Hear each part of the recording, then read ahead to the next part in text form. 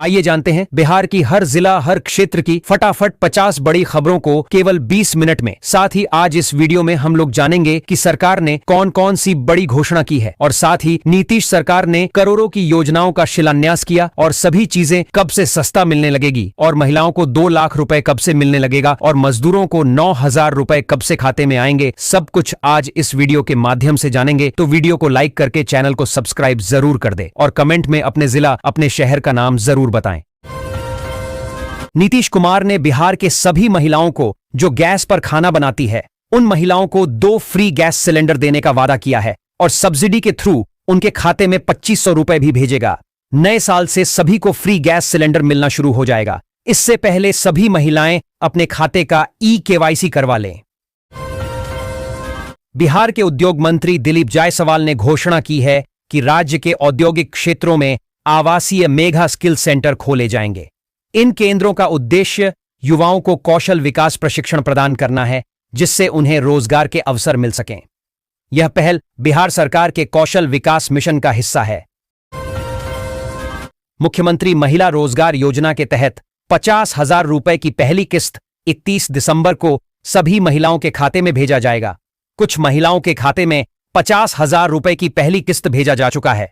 यह पैसा टोटल 4 किस्तों में 2 लाख रुपए दिया जाएगा जिससे बिहार के जितने भी महिलाएं हैं पशुपालन फ्री सिलाई मशीन जैसे रोजगार शुरू कर सकती हैं। बिहार के समस्तीपुर में कड़ाके की ठंड के कारण बच्चों को राहत मिली है। कक्षा 1 से 8 तक के सभी स्कूल 27 दिसंबर तक बंद रहेंगे। इस दौरान प्री बोर्ड परीक्षाएं जारी रहेंगी। शीतलहर को देखते हुए यह फैसला लिया गया है जिससे छात्रों के स्वास्थ्य पर प्रतिकूल प्रभाव न पड़े। बिहार में सुबह सुबह एक ट्रेन हादसा हो गया है। भोजपुर जिले में आरा सासाराम पैसेंजर ट्रेन उद्वंत नगर के पास एक रोटावेटर से टकरा गई है। इस हादसे के बाद ट्रेन में सवार यात्रियों के बीच अफरा तफरी मच गई। 5-22 किलोमीटर उद्वंत नगर के समीप यह हादसा हुआ है। रेलवे ट्रैक पर रोटावेटर कैसे आ गया, अभी इसके बारे में पुख्ता जानकारी सामने नहीं आई है। सभी लेबर कार्ड धारी के खाते में 25 दिसंबर को 5,000 रुपये भेजा जाएगा क्योंकि मजदूर भाई दिन भर मजदूरी करते हैं तो उन्हें 400 से 500 रुपए मिलता है। आजकल के महंगाई के दौर में उनका गुजारा नहीं हो पाता। इसी को देखते हुए नीतीश कुमार ने लेबर कार्ड धारी के खाते में 5,000 रुपये भेजने का ऐलान किया है। बिहार में अब 40 वर्ष से अधिक उम्र के कामगारों के लिए मुफ्त हेल्थ चेकअप की सुविधा उपलब्ध होगी। इसके साथ ही ओवरटाइम और ग्रेच्युटी से जुड़े नए नियम भी लागू किए जाएंगे। यह कदम राज्य के कामगारों के कल्याण को ध्यान में रखते हुए उठाया गया है जिससे उन्हें न्यू लेबर कोड्स का लाभ मिल सके। बिहार के दरभंगा जिले में मनरेगा योजना में करोड़ों रुपए की गड़बड़ी सामने आई है। इस घोटाले के बाद महत्वपूर्ण फाइलें गायब हो गई हैं जिससे जांच प्रक्रिया प्रभावित हो रही है। अधिकारियों की भूमिका पर सवाल उठ रहे हैं और मामले की गंभीरता को देखते हुए उच्च स्तरीय जांच की मांग की जा रही है। पटना में गंगा वाटर मेट्रो का इंतजार अब खत्म होने वाला है। प्रशासन नए साल पर इसकी शुरुआत करने की तैयारी में जुटा है। यह सेवा पटना में नदी परिवहन को बढ़ावा देगी और पर्यटकों के लिए एक नया आकर्षण होगी। गंगा नदी में वाटर मेट्रो शुरू होने से शहर में कनेक्टिविटी बेहतर होगी। प्रधानमंत्री आवास योजना के तहत अब हर परिवार को घर बनाने के लिए 3,50,000 रुपए मिलेगा ताकि वह पक्का मकान बनाकर अच्छे से रहे। नीतीश कुमार ने घोषणा कर दिया कि बिहार में अब एक भी घर कच्चा नहीं रहेगा, सभी को पक्का मकान मिलेगा जिसका फॉर्म भरना जनवरी के महीने से शुरू कर दिया जाएगा। बिहार के गरीब बच्चों के लिए प्राइवेट स्कूलों में मुफ्त शिक्षा का अवसर आ गया है। RTE एडमिशन 2026 के लिए आवेदन 2 जनवरी से शुरू हो रहे हैं। यह योजना गरीब परिवारों के बच्चों को बेहतर शिक्षा प्राप्त करने में मदद करेगी। इच्छुक अभिभावक समय रहते आवेदन कर सकते हैं। बिहार सरकार मखाना की समग्र अर्थव्यवस्था को विकसित करने के लिए रोड मैप तैयार कर रही है। मखाना क्षेत्र में कार्यरत श्रमिकों के लिए लेबर कार्ड की व्यवस्था की जाएगी जिससे उन्हें सामाजिक सुरक्षा मिलेगी। कृषि विभाग के प्रधान सचिव पंकज कुमार की अध्यक्षता में राष्ट्रीय मखाना समृद्धि मंथन का आयोजन किया गया। मखाना उत्पादन के साथ साथ मूल्य संवर्धन पर भी ध्यान दिया जाएगा। फ्री सिलाई मशीन खरीदने के लिए बिहार के सभी महिलाओं को 15,000 रुपए दिया जाता है, ताकि वह सिलाई मशीन खरीदकर कुछ छोटा मोटा रोजगार शुरू कर सके और अपने परिवार का पेट चला सके। आजकल के महंगाई के दौर में महिलाओं के हाथ में कुछ न कुछ रोजगार होना बहुत ही जरूरी है। औरंगाबाद में पीएम सूर्य घर योजना के तहत 110 घरों का बिजली बिल शून्य हो गया है। इस योजना के अंतर्गत सरकार सोलर पैनल लगवाने के लिए भारी सब्सिडी प्रदान कर रही है, जिससे नागरिकों को बिजली के बिल में राहत मिल रही है और वे ऊर्जा के नवीकरणीय स्रोतों की ओर अग्रसर हो रहे हैं। बिहार में पहली बार कबाड़ मंडी पहल शुरू हुई है, जिसके तहत एक मोबाइल ऐप के माध्यम से कचरा बेचा जा सकता है। इस ऐप के द्वारा उपयोगकर्ता अपने कचरे को आसानी से बेच सकेंगे। यह सिवान में शुरू हुई एक अनूठी पहल है, जो कचरा प्रबंधन को सुगम बनाएगी और लोगों को डिजिटल प्लेटफॉर्म पर कचरा बेचने का अवसर देगी। बिहार में सामाजिक सुरक्षा योजनाओं की निगरानी की जाएगी। अधिकारी जिलों में जाकर योजनाओं से संबंधित जानकारी जुटाएंगे। इस पहल का उद्देश्य योजनाओं के क्रियान्वयन को बेहतर बनाना और यह सुनिश्चित करना है कि लाभ सही लाभार्थियों तक पहुंचे। सरकार योजनाओं की प्रगति पर कड़ी नजर रखेगी और आवश्यक सुधार करेगी। बिहार के सभी जिलों में आदर्श गौशाला की स्थापना की जाएगी। डेयरी, मत्स्य एवं पशु संसाधन विभाग गौशालाओं को ग्रामीण विकास और इको टूरिज्म का केंद्र बनाने के लिए कार्य कर रहा है। गौशालाओं के प्रबंधन में वैज्ञानिक दृष्टिकोण अपनाने और पशु स्वास्थ्य सेवाओं को सुदृढ़ करने पर बल दिया गया है। गौशालाओं को आत्मनिर्भर बनाने के लिए वित्तीय सहायता और नवाचार आधारित आय सृजन मॉडल को बढ़ावा दिया जाएगा। बिहार शरीफ सरकारी बस स्टैंड का कायाकल्प किया जाएगा। मंत्री ने 2 नई बस सेवाओं को मंजूरी दे दी है, जिससे यात्रियों को सुविधा मिलेगी। बस स्टैंड के नवीनीकरण से शहर में परिवहन व्यवस्था बेहतर होगी और यात्रियों को आधुनिक सुविधाएं मिलेंगी। यह कदम बिहार शरीफ के विकास के लिए महत्वपूर्ण है। भाजपा के राष्ट्रीय कार्यकारी अध्यक्ष बनने के बाद नितिन नबीन पहली बार पटना पहुंचे, जहां एयरपोर्ट पर उनका भव्य स्वागत हुआ। उप मुख्यमंत्री सम्राट चौधरी और विजय सिन्हा के साथ उन्होंने 6 किलोमीटर लंबा रोड शो किया, जिसमें कार्यकर्ताओं की भारी भीड़ उमड़ी। इस दौरान एयरपोर्ट और नेहरू पथ पर यातायात बाधित रहा और यात्रियों को परेशानी हुई। संजय सरावगी ने इसे बिहार भाजपा की ताकत का प्रदर्शन बताया। बिहार में खाली खेतों से कमाई का नया अवसर मिल रहा है।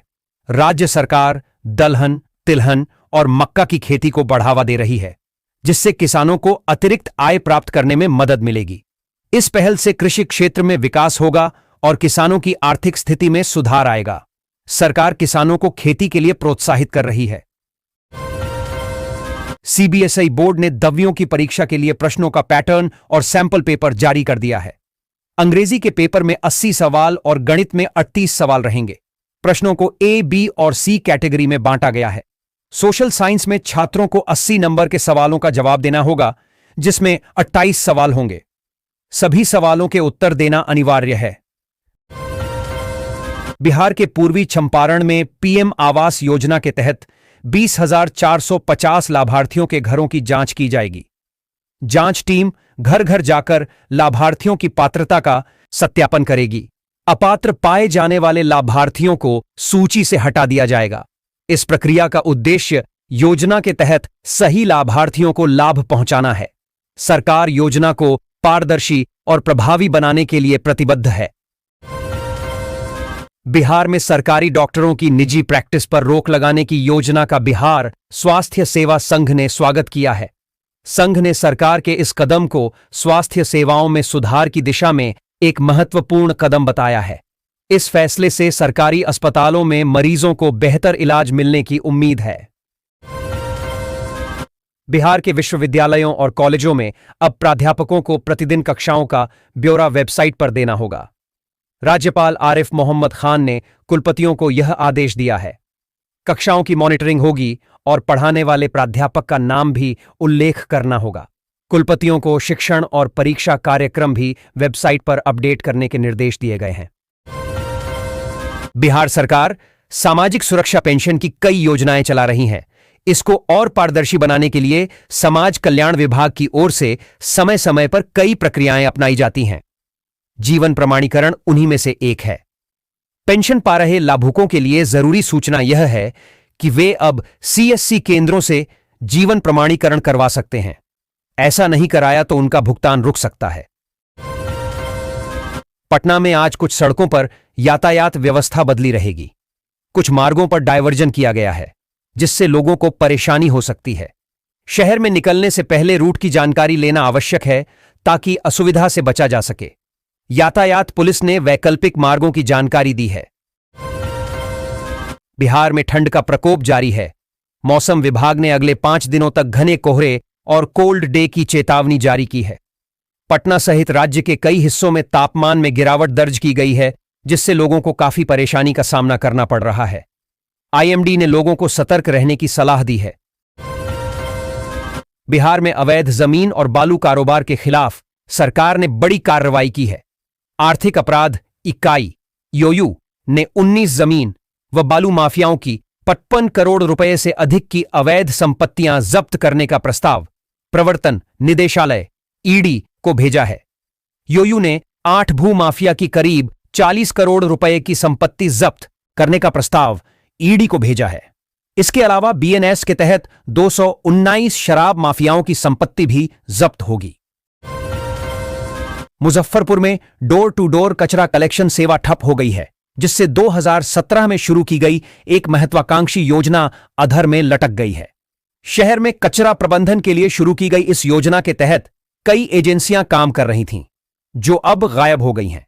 इस वजह से शहर में सफाई व्यवस्था चरमरा गई है और लोगों को परेशानी का सामना करना पड़ रहा है। बिहार विद्यालय परीक्षा समिति ने दस्तावेज सत्यापन प्रक्रिया को डिजिटल कर दिया है। 1 जनवरी 2026 से मैन्युअल वेरिफिकेशन बंद हो जाएगा। बोर्ड ने document verification system software launch किया है, जिससे मैट्रिक इंटर के प्रमाण पत्रों का सत्यापन ऑनलाइन होगा। बिहार बोर्ड के इस निर्णय से छात्रों, सरकारी विभागों और निजी संस्थानों को राहत मिलेगी। बिहार के डिप्टी सीएम ने दाखिल खारिज के पेंडिंग मामलों को लेकर बढ़ा निर्देश दिया है। उन्होंने सभी संबंधित अधिकारियों को 15 दिनों के अंदर दाखिल खारिज के लंबित मामलों का निष्पादन करने का आदेश दिया है, ताकि लोगों को भूमि संबंधी समस्याओं से जल्द निजात मिल सके। सरकार भूमि संबंधी मामलों को त्वरित रूप से निपटाने के लिए प्रतिबद्ध है। बिहार के हर जिले में स्पोर्ट्स एकेडमी खोली जाएगी। खेल मंत्री श्रेयासी सिंह ने माउंट लिट्रा जी स्कूल में लिट्रा एथलान 2.0 के उद्घाटन पर यह घोषणा की। अकादमियों का उद्देश्य ओलंपिक खेलों के लिए युवाओं को तैयार करना है। प्रतिभा खोज शुरू हो चुकी है और अकादमियां ओलंपिक खेलों पर केंद्रित होंगी। जगजीवन राम स्टेडियम में वार्षिक खेल महोत्सव में विभिन्न खेल प्रतियोगिताएं आयोजित की गईं, जिसमें छात्रों ने भाग लिया। 66.21 करोड़ की लागत से Beur STP sewage treatment plant बनकर तैयार हो गया है। इस परियोजना से गंगा नदी की स्वच्छता को बढ़ावा मिलेगा। बेउर एसटीपी गंगा में गिरने वाले सीवेज को ट्रीट करेगा, जिससे नदी में प्रदूषण कम होगा और जल की गुणवत्ता में सुधार होगा। यह परियोजना पटना शहर के पर्यावरण के लिए महत्वपूर्ण है। बिहार सरकार की प्राक परीक्षा प्रशिक्षण योजना आर्थिक रूप से कमजोर छात्रों के लिए एक वरदान है। पिछड़ा और अति पिछड़ा वर्ग के छात्रों को सिविल सेवा और एसएससी जैसी परीक्षाओं के लिए मुफ्त कोचिंग दी जा रही है। इस योजना में छात्रों को गुणवत्तापूर्ण शिक्षा, प्रोत्साहन राशि और डिजिटल संसाधन मिलते हैं, जिससे उनकी सफलता की राह आसान हो रही है। मुजफ्फरपुर में 10,000 से अधिक ई रिक्शा निबंधित हैं, लेकिन केवल 4,800 ऑटो और ई रिक्शा के लिए ही रूट तय किया गया है। इससे शहर में यातायात व्यवस्था को सुचारू रूप से चलाने में मदद मिलेगी। प्रशासन ने निबंधित ई रिक्शा और ऑटो के लिए रूट निर्धारण की प्रक्रिया को जल्द पूरा करने का लक्ष्य रखा है। स्वच्छता सर्वेक्षण 2025 से 26 की तैयारी पटना में शुरू हो गई है। फरवरी-मार्च 2026 में टीम पटना पहुंचकर मूल्यांकन करेगी। गार्बेज फ्री सिटी और ओडीएफ प्रमाणन का आकलन भी होगा। 45 दिनों तक फील्ड मूल्यांकनकर्ता सर्वेक्षण करेंगे, जिसमें जीपीएस सक्षम निगरानी होगी। गंगा बहुल शहरों के साथ नदी बहुल और तटीय क्षेत्रों का भी आकलन होगा। नागरिक विभिन्न ऐप्स से फीडबैक दे सकेंगे। मोतिहारी में साइबर अपराधियों ने ठगी का नया तरीका अपनाया है। एक युवक के मोबाइल को हैक कर उसके खाते से 1.37 लाख रुपए गायब कर दिए। युवक के मोबाइल का डिस्प्ले थोड़ी देर के लिए ब्लैंक हुआ और जब ऑन हुआ तो उनके मोबाइल पर पैसे निकलने का मैसेज आने लगा। घोड़ासहन थाने में प्राथमिकी दर्ज कराई गई है और पुलिस मामले की जांच कर रही है। पटना से गुजरने वाली 32 ट्रेनें लेट होने के कारण यात्रियों को भारी परेशानी का सामना करना पड़ रहा है। ट्रेनों के लेट होने से यात्रियों को अपने गंतव्य तक पहुंचने में देरी हो रही है और उन्हें स्टेशन पर लंबा इंतजार करना पड़ रहा है। रेलवे प्रशासन यात्रियों को हुई असुविधा के लिए खेद व्यक्त किया है। भागलपुर के सदर अस्पताल में आज से पेपरलेस व्यवस्था शुरू हो गई है। इससे मरीजों को लंबी कतारों से मुक्ति मिलेगी और अस्पताल में कामकाज सुचारू रूप से हो सकेगा। यह कदम अस्पताल की कार्यप्रणाली को आधुनिक बनाने और मरीजों को बेहतर सुविधाएं प्रदान करने के उद्देश्य से उठाया गया है। अब मरीजों का रजिस्ट्रेशन और अन्य कार्य ऑनलाइन होंगे, जिससे समय की बचत होगी। शाहपुर में फसल सहायता राशि का सत्यापन होने के बाद भी किसानों को भुगतान नहीं किया गया है। पिछले वर्ष की राशि का इंतजार कर रहे किसानों के लिए इस वर्ष भी आवेदन पोर्टल खोल दिया गया है। सहजौली गांव के किसान रविंद्र चौधरी के अनुसार 9,430 किसानों ने आवेदन किया था, जिनमें से 8,609 का सत्यापन हो चुका है, लेकिन राशि अभी तक नहीं मिली है। अधिकारी असंवेदनशील हैं, जिससे किसानों को समय पर लाभ नहीं मिल रहा है। पटना में क्रिसमस और नए साल के जश्न में पनीर और चिकन से फूड पॉइजनिंग का खतरा हो सकता है। फूड सेफ्टी विभाग ने मिलावट की आशंका जताई है। त्योहारों के दौरान पनीर और चिकन की खपत BRH जाती है। ऐसे में मिलावट करने वाले सक्रिय हो सकते हैं। सावधानी बरतकर आनंद को बरकरार रखें। बिहार के उप मुख्यमंत्री विजय सिन्हा ने भूमि विभाग में काम लटकाने वाले अधिकारियों को कड़ी चेतावनी दी है। उन्होंने कहा कि काम में लापरवाही बरतने वालों के खिलाफ सख्त कार्रवाई की जाएगी और उनकी संपत्ति जब्त की जा सकती है। सिन्हा ने भूमि विवादों को तेजी से निपटाने और भ्रष्टाचार पर लगाम लगाने के लिए अधिकारियों को निर्देशित किया है। रोहतास के करमचंद डैम में वाटर स्पोर्ट्स के लिए प्रशिक्षण केंद्र बनेगा, जिसमें कैनोइंग, क्याकिंग और रोइंग की सुविधा होगी। कनाडा के ओलंपियन जैक के नेतृत्व में विशेषज्ञों की टीम ने निरीक्षण किया और इसे सेंटर ऑफ एक्सीलेंस बनाने की सलाह दी। खेल मंत्री श्रेयसी सिंह ने मध्य प्रदेश के मुख्यमंत्री मोहन यादव से खेल विकास के लिए सहयोग पर चर्चा की थी। बिहार में जलापूर्ति से जुड़ी शिकायतों के समाधान में लापरवाही को गंभीरता से लेते हुए लोक स्वास्थ्य अभियंत्रण विभाग ने एक कार्यपालक अभियंता एवं 4 सहायक अभियंताओं को निलंबित कर दिया। विभागीय समीक्षा में पाया गया कि इन अभियंताओं द्वारा शिकायतों का समय सीमा के भीतर संतोषजनक निष्पादन नहीं किया गया।